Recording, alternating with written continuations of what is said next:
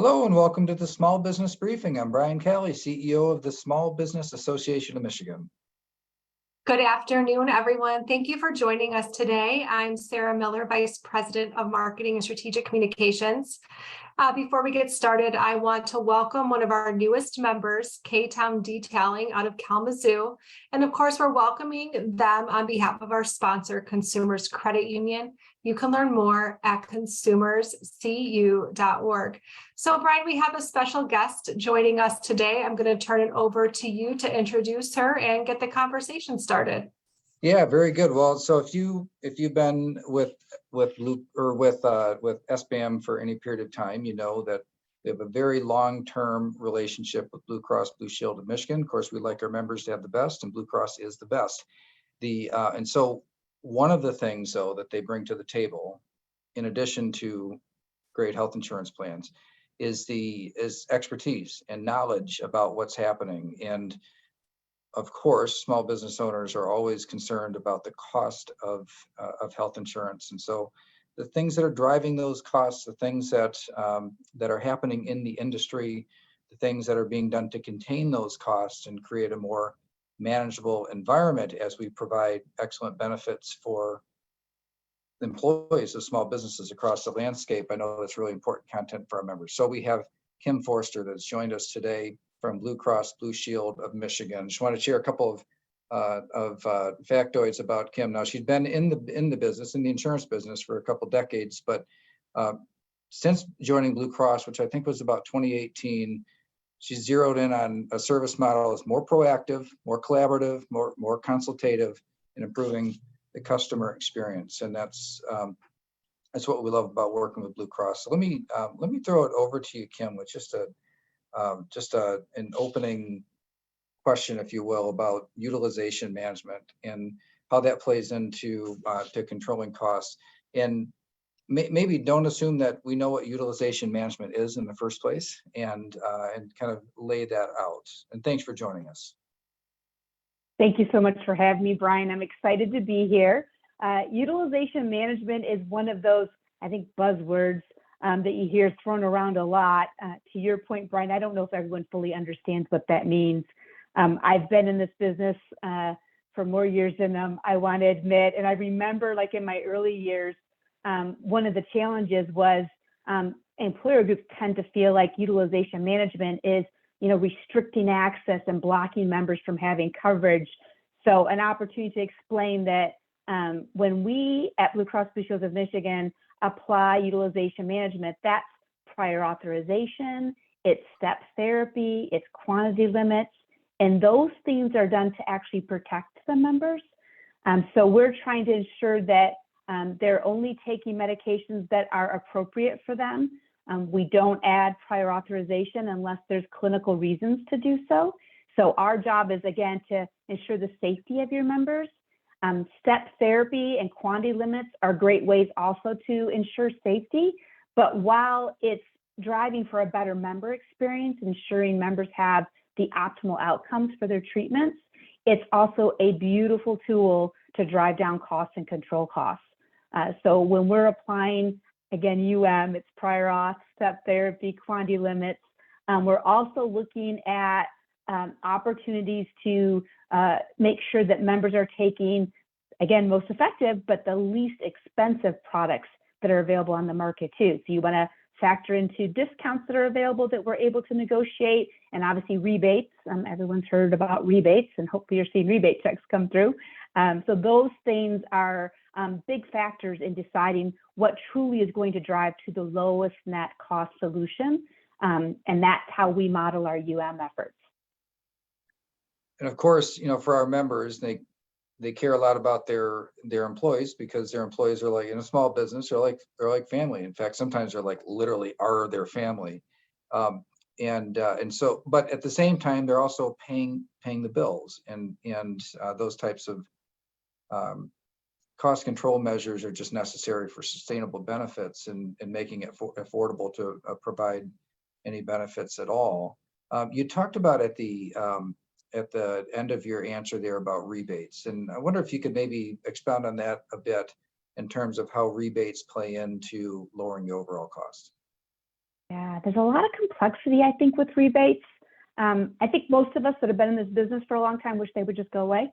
And then we would be able to see like truly transparently how much a drug costs. But that's probably not going to happen in my career, not maybe my lifetime. So it is a tool that manufacturers use to drive market share. So it's an opportunity for a manufacturer to say, I'm going to pay X amount of dollars every time my drug is processed through the pharmacy. And so those rebates then are negotiated through, obviously, Blue Cross Blue Shield of Michigan. We negotiate rebates, but we do that in partnership with the pharmacy benefit managers. So there is a rebate aggregator for every health plan out there that you would work with. And then their job is to negotiate rebates. And so as a general rule, high volume means stronger negotiating power. And so by using aggregators, someone that is negotiating rebates, not just for you and your plan, but for many, many plans across the country, they're able to get pretty aggressive rebates. And so that is one of the tools that helps drive down the overall cost. So the drug may cost, let's say $100 at the counter, but then on the back end, there's going to be a rebate to offset that cost. Maybe it's $50, maybe it's $80, depending on the drug and the manufacturer, and then making up numbers. But then it helps drive to, again, a lower actual cost for you when you're covering pharmacy benefits for your members. And that applies in the medical benefit and the pharmacy benefit. There's a lot of rebate activity on your pharmacy benefits. On the medical side, not so much. There's only a handful of drugs that qualify for rebates. So when you're thinking about it, remember, rebates are a tool the manufacturers use to drive market share. And drugs that process under the medical benefit typically don't have a lot of competition. There's usually maybe just one or two treatments that support whatever that disease is. So when there's not a lot of competition, there's not that need for the manufacturers, again, to offer a rebate because they're going to have the market share regardless. So one of those things that it's actually in the news quite a bit lately is a I don't know if it's a new drug or if it's a new use for an old drug, but GLP-1s and originally for diabetes and really now being used for weight loss, kind of an off-label, if you will, use for it. New drugs and very popular drugs can really drive costs, and our employers have to pay the bills for those. Maybe just a bit of what Blue Cross is doing to respond to that, that drug in particular, but feel free to widen it out in talking about the cost of drugs and the popularity of some of them that overall are resulting in higher costs to our employers. Yeah, GLP-1s are the vein of my existence right now. So thank you for asking. So we talked about utilization management, right? That PA, step therapy, a quantity limit effort, right? That's applied to help control costs. As a general rule, you don't apply to diabetes because everyone assumes no one wants insulin unless you're diabetic. And so there's no need for it historically. And that's not just Blue Cross Blue Shield of Michigan, that's pretty much a national position. What we learned a little late is that there was a lot of excessive use of this new drug category, GLP-1s. They're not new, but it was newly discovered that they're very effective at helping people lose weight. So there were a lot of celebrities going live on television talking about all this significant weight loss that they've experienced because of this diabetic drug. So when you're taking a product for a purpose other than what the FDA has approved it for, it's called off-label use. And so GLP-1s have been excessively used off-label.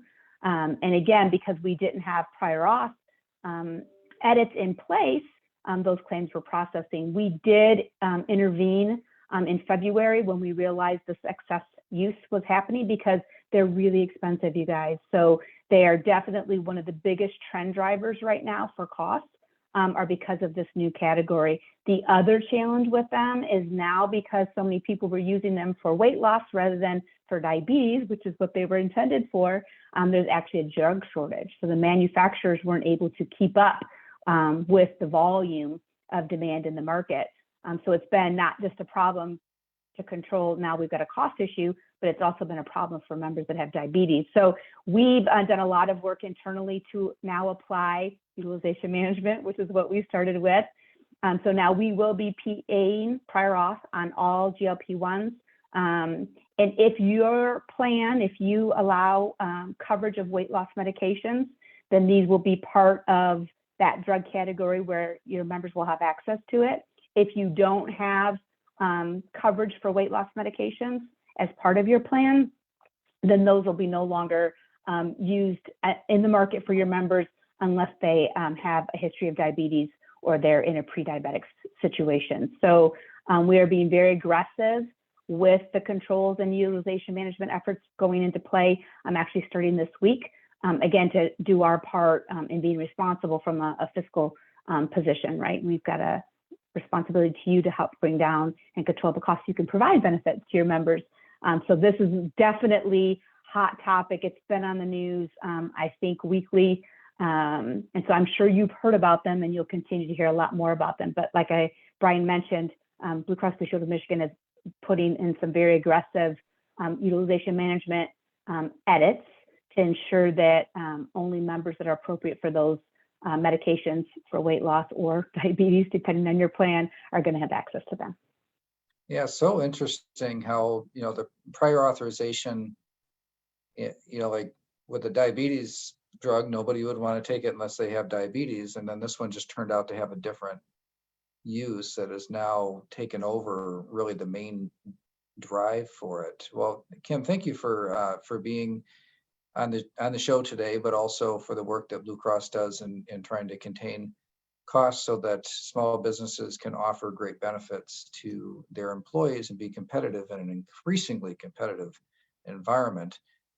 Sarah has also shared the link to our Harmony page. So a lot of the center of our offerings to members and join SBAM is insurance, health insurance, but also the whole Blue Cross family of companies, including Dearborn Life, Group Life and Disability, and also Accident Fund for workers' compensation. Thank you so much, Kim, for being on the show today. Honored to be here. Thanks for having me. All right. Yes, thank you. All right, so we have quite a few topics left to cover today. The first up is kind of this a disturbing report on school absenteeism. And I know, Brian, we're preparing to send students back to school this fall. So tell us what this absenteeism report outlined. Yeah, so keeping in mind that this report looked at the 40 states and the District of Columbia that had reported their attendance performance for the previous school year. And so 21-22. And this is the first year that school was opened after COVID, that all schools were basically open. Some were open earlier, some were a little bit later, but this is a school year when basically everybody came back. Here in Michigan, 38.5%, and to put that in raw numbers, that's 546,622 students missed 10% or more of the days of the school year. More than 10% or more, 38.5%. That is double the pre-pandemic rate. So it is a big difference, and it put Michigan's absenteeism basically at the bottom of the country, among the worst absentee rates in the country. So this is really quite a gut punch in the recovery, the learning loss recovery that Michigan is seeking to get back for our students, and where that learning loss came from in the first place. You can look at these numbers, and it's no wonder that we would have lost some ground to the rest of the country, given that 38.5% of students missed 10% or more of the school days in the 21-22 calendar year. or school year. School. All right, let's talk about a new presidential executive order that that President Biden issued regarding China. So what is this order and what's the impact on business? Yeah, this is a pretty big move.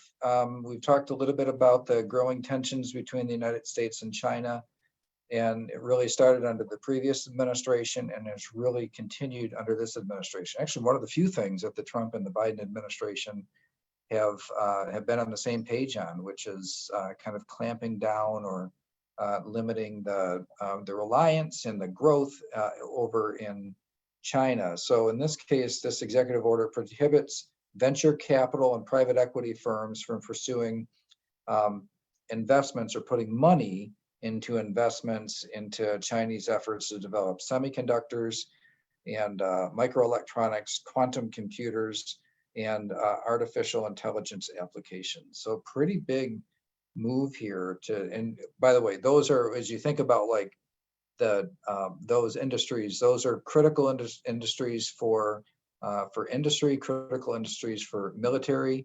The idea of moving away from dependence on China, it doesn't necessarily mean that the rest of the country will, but the US is such a huge purchaser of those technologies that will make a big difference, and probably will continue to escalate kind of the tension between the two countries that's been growing for quite some time now. All right, let's talk about this new population council that was announced this summer. Brian, you actually have a seat on this council, but recently new work groups were announced. So give us your insight. What can we expect out of these new work groups? Yeah, the way the work groups work, there's 16 people per work group, and each work group, there are 4 of them. So there's one that's talent and jobs, that's one work group. Then there's K-12 education, there's higher education or post K-12, and then infrastructure. So those are the 4 work groups. The chairs of each of the work groups were announced in the week before, bipartisan chairs of each one, and then the members filled out. They will be working over the next 7 or 8 weeks, kind of a quick pace in government terms, to think big and look at big moves, and those being areas that would either help to drive or to accommodate. So think about like infrastructure to accommodate a population growth in the future. They are to work or to report back up to the Growing Michigan Together Council, the Population Commission, later on this fall. So it's pretty quick pace, and they're already meeting starting this week. So announced last week, meeting starting this week. It's hard to say at this point too, by the way, if like how big a difference will it make? Will this concept come up with things that can make it through the political process and drive population growth? By the way, before you can drive population growth, you have to stop shrinking.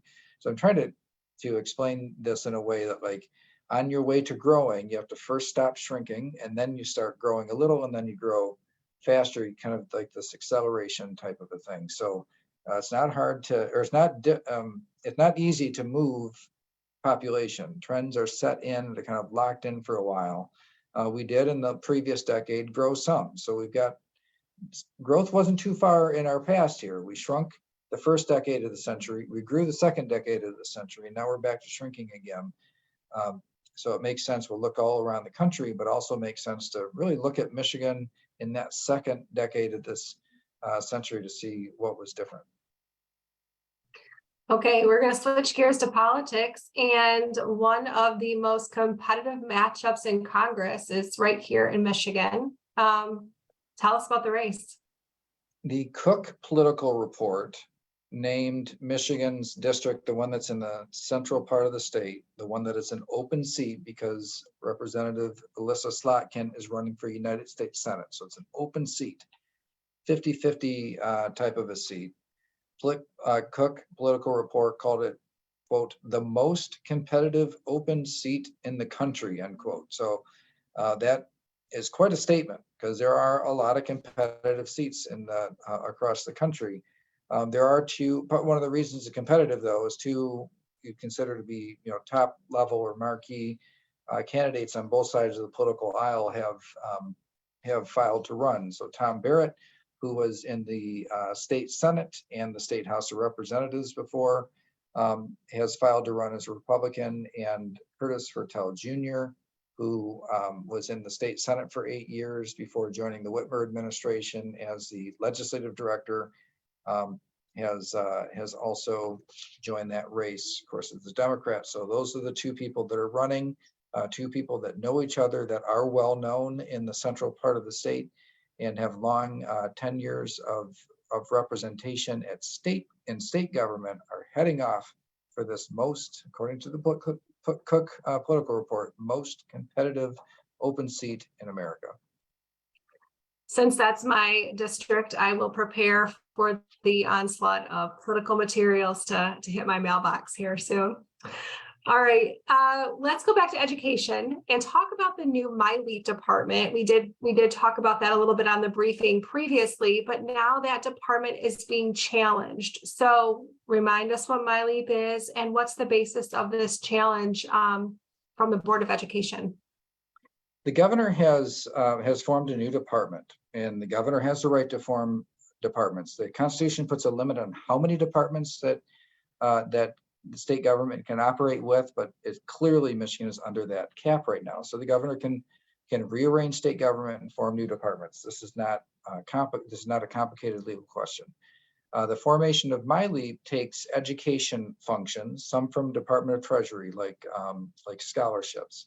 It takes some workforce development programming and post-high school education from Department of Labor and Economic Opportunity, such as Reconnect, for example. We talked a lot about adults returning to community college to finish up their education. And then also early childhood education being taken from the, and childcare, so childcare and early childhood education being taken and put into this new department. So that early childhood education is coming from the Department of Education. Now, the Department of Education does not report to the governor. That is one department that has a separately elected board, the State Board of Education. People are nominated by the political party conventions. Might be shocking for you to hear that political conventions of the Republicans and the Democrats nominate people, and that's how you get on the State Board of Education. They run the State Board of Education. They hire a state superintendent, not the governor. And so governors have always struggled with this in the past, that it's not naturally or well aligned with the rest of state government. And so what Governor Whitmer has done is form this department and it has everything except for K-12. K-12 is the thing that the Department of Education has as part of its constitutional duty. And near as I can tell, the governor was very careful not to move K-12 functions into this new department. It's stuff before K-12 and it's stuff after K-12, not during K-12, it doesn't move K-12 functions. Still, the Department of Education and this independently elected board has asked the Attorney General to issue an opinion on whether or not this executive order, this rearrangement of state government was legal. It is legal. I think it's kind of a waste of time to have asked the Attorney General to issue this opinion. I can see why they're kind of smarting about it, that they might not like that the governor has moved a critical function like early childhood education out of the Department of Education and into this new MyLeap department. But it happened and I don't think it's a tricky legal question that the governor has the authority to do that. So still, that'll play itself out. The Attorney General has certainly issued opinions before that didn't make sense to me. But in this case, I'll be surprised if the Attorney General does not back up Whitmer on this one. Let's now get an update on the legislators who are also running for mayor in their towns. There's two of them, and they actually did advance through the primary. So tell us why this is important. Yeah, last week, primary elections and two state representatives advanced to the November elections. Both of them came in second place Lori Stone in the city of Warren, and Representative Coleman in the city of Westland. So these are the types of seats that they're kind of lopsided politically. So in the legislature, these seats will be represented by Democrats. So these two are running for mayor. What this means for state policy, though, keep in mind, it's really close in the House. Right now, it's 56 Democrats and 54 Republicans. So if these two representatives are elected mayor in November, then it's a tie, 54-54. And both have legit shots at winning.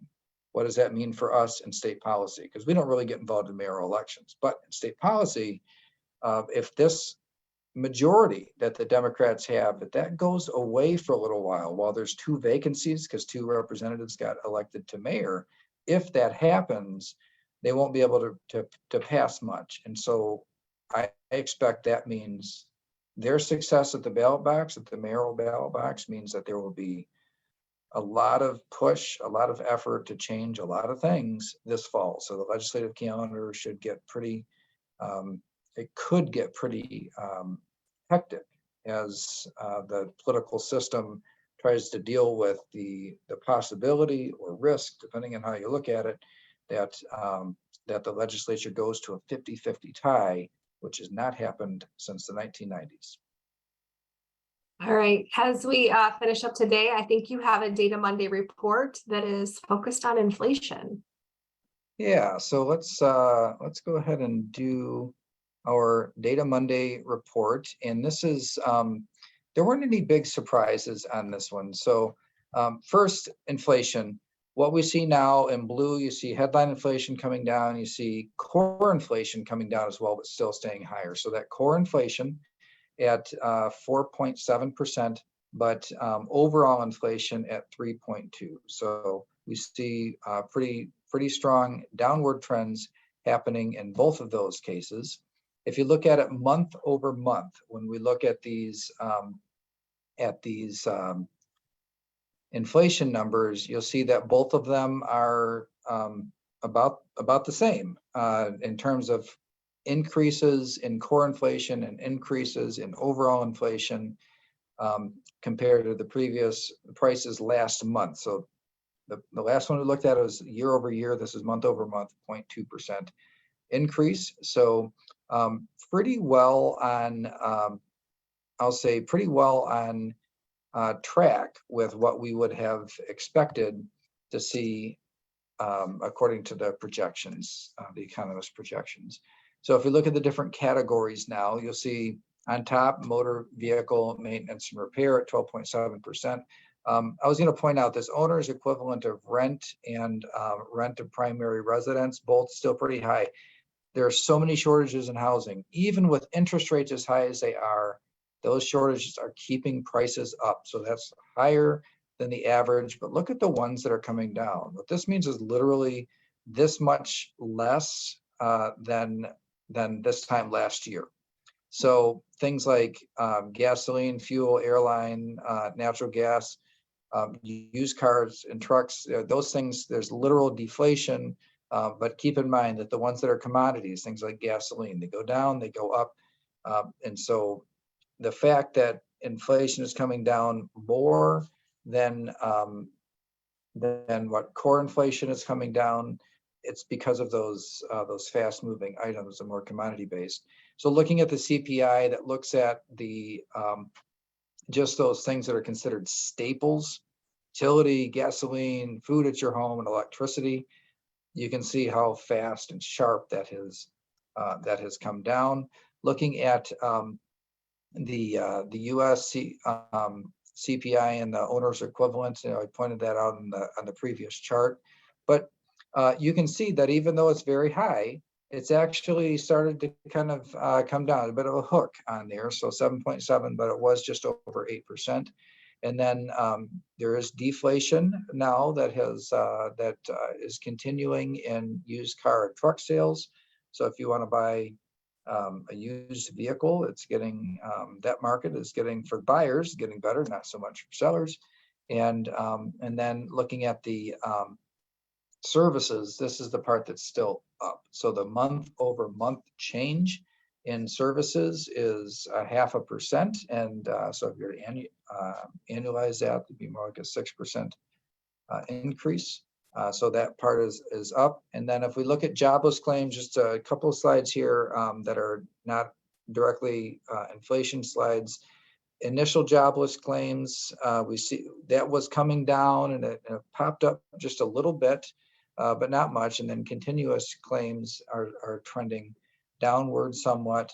And then also wanted to show this too, that 16 to 24-year-olds, that even though the rate of increase for 16 to 24-year-olds is coming down, it's not that, it's really not, it's not down much. So 10.1% is still the increase for that. And so that's the data Monday that we have here today, Sarah. We have pretty good, I'd say generally a good report. Inflation is back, at 3.2%, not because the core inflation is higher, that you're still going to see the Federal Reserve keep interest rates higher for a little while. But based on that, I would say the chances of any at their next meeting, them raising rates again, are a lot smaller than they were before these numbers were finalized. All right, well, that is all we have for you today. We appreciate you joining us. A quick note, we have opened up registration for our golf outing, which is on September 14th. It's at the Medalist Golf Course in Marshall, Michigan. You can join us. You can learn more at sbam.org/events. Have a great week, and we'll be back here next Monday. Thanks, everybody. See you on Monday.